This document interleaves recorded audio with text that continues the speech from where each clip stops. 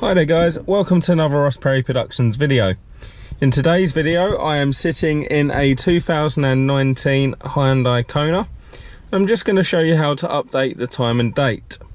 So first off, turn the ignition key on one click, then a second click, and that will liven up the dashboard here.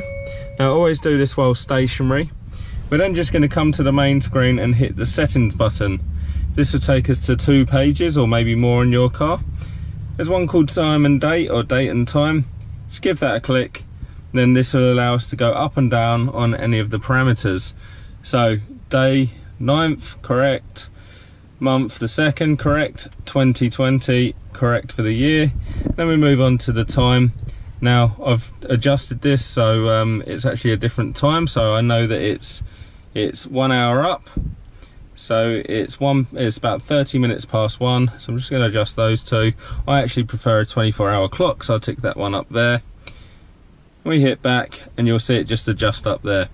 That's how easy it is, and you can go to your home page and do whatever you normally do.